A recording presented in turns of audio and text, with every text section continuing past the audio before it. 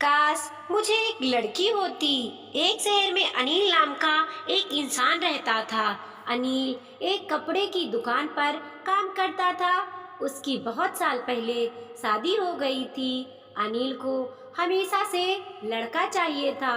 लड़का वंश का कुलदीपक होता है, पिता का नाम रोशन करता है और बुढ़ापे का सहारा होता है।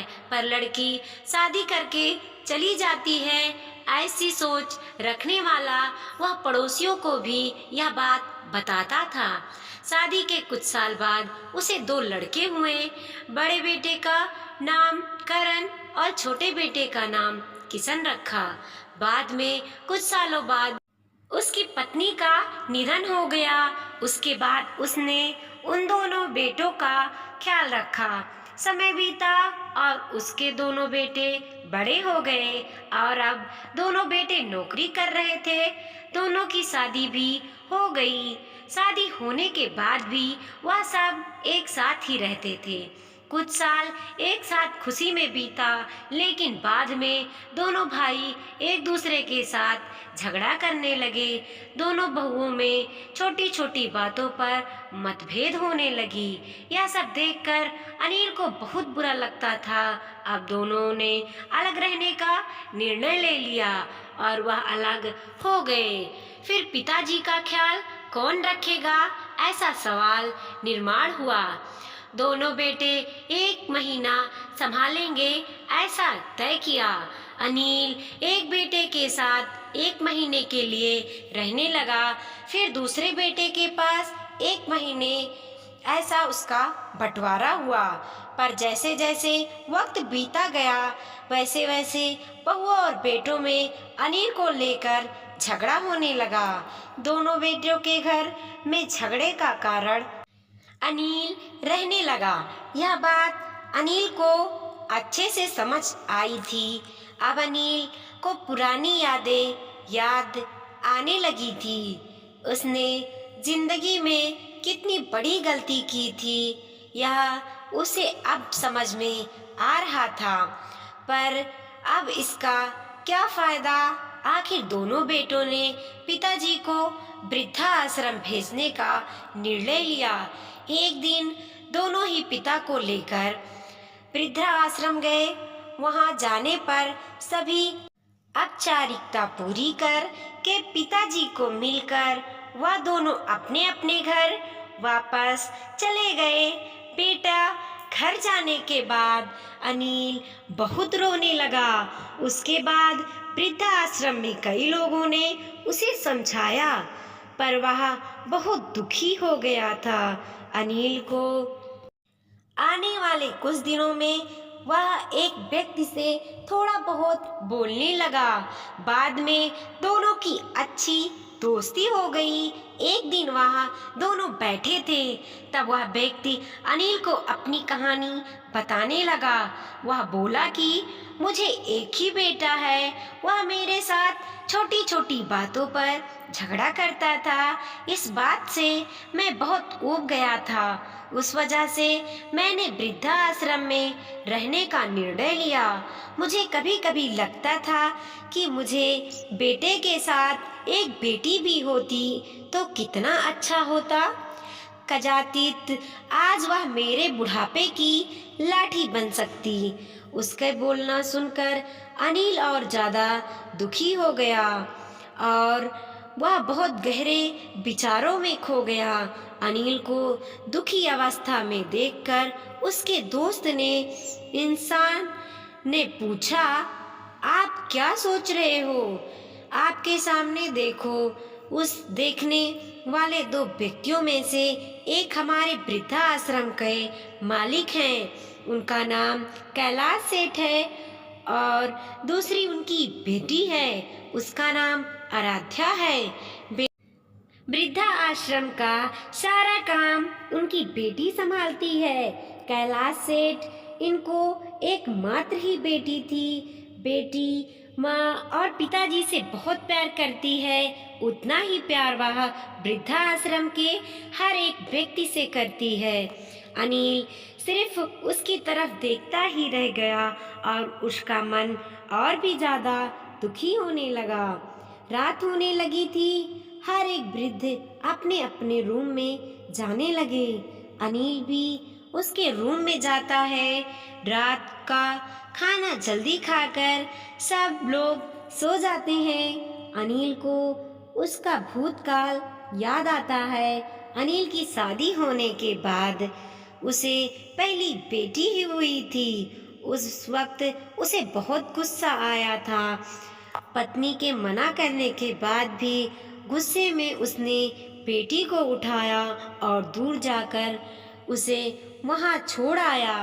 पर अब पश्चाताप करने के सिवा रास्ता भी नहीं था। अनिल को रात भर नींद नहीं आई। दूसरे दिन वृद्धा आश्रम में एक छोटा सा प्रोग्राम था। हर एक जन जल्दी उठता है और अपने अपने काम में लग जाता है। दोपहर को सब लोग हॉल में एकत्रित हुए। कैलाश सेठ और आराध्या भी आए। वहाँ पर प्रोग्राम चालू था। तब कैलाश सेठ का ध्यान 2-3 बार अनिल की तरफ गया। अनिल उसको बहुत उदास बैठा हुआ दिखा। उनको लगता है कि शायद उनकी तबीयत अच्छी नहीं होगी। प्रोग्राम खत्म होने के बाद वह अनिल से बात करने के लिए उनके पास जाते हैं। वह अनिल को दुखी होने का कारण पूछते हैं। तभी अनिल बहुत रोने लगता है और थोड़ी देर बाद वह अपनी पूरी कहानी उनको बताता है कि मुझे भी एक पहली बेटी हुई थी, पर मुझे बेटी नहीं चाहिए थी, इसीलिए मैं गुस्से में आकर उसे छोड़कर आया। आज जब मैंने आपको आपकी बेटी के साथ देखा तो तभी मुझे समझ आया कि बेटी कितनी प्यार करती है।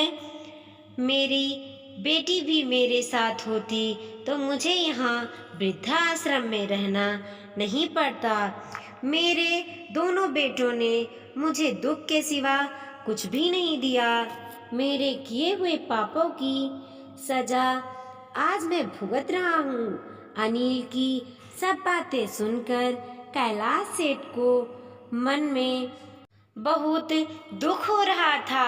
दुखी होकर वह अनिल को बोलते हैं कि यह मेरी बेटी नहीं है, मुझे यह नदी किनारे मिली थी। मैं उसे घर ले आया और बहुत प्यार से बड़ा किया।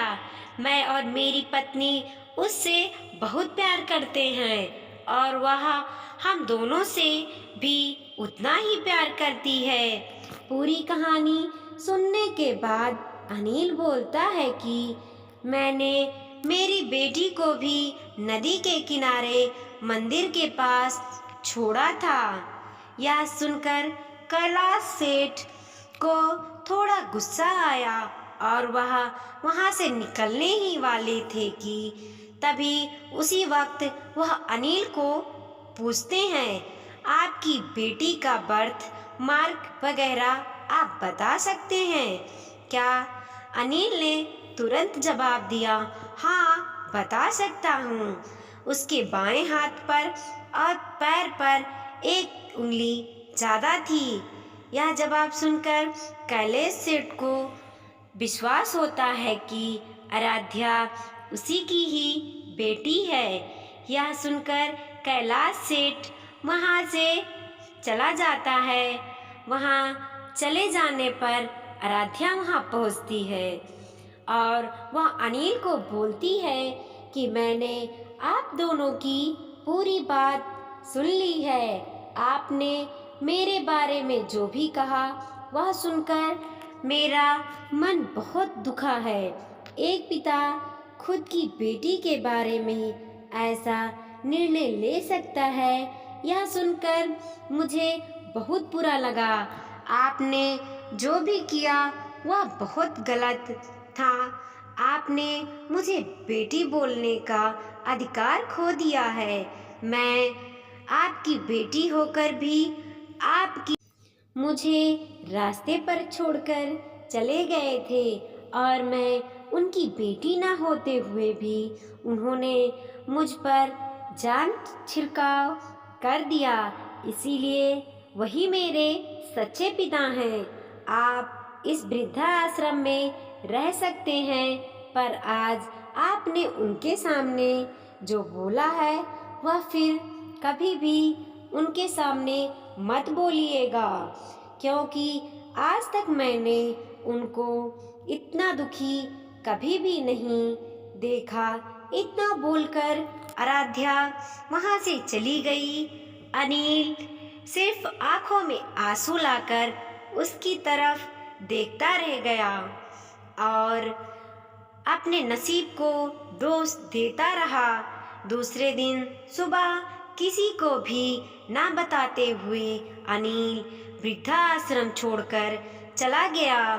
वीडियो पसंद आया हो तो लाइक कीजिए, कमेंट कीजिए और अपने दोस्तों के साथ ज़रूर शेयर कीजिए। चैनल पे नए हैं तो प्लीज़ सब्सक्राइब कीजिए।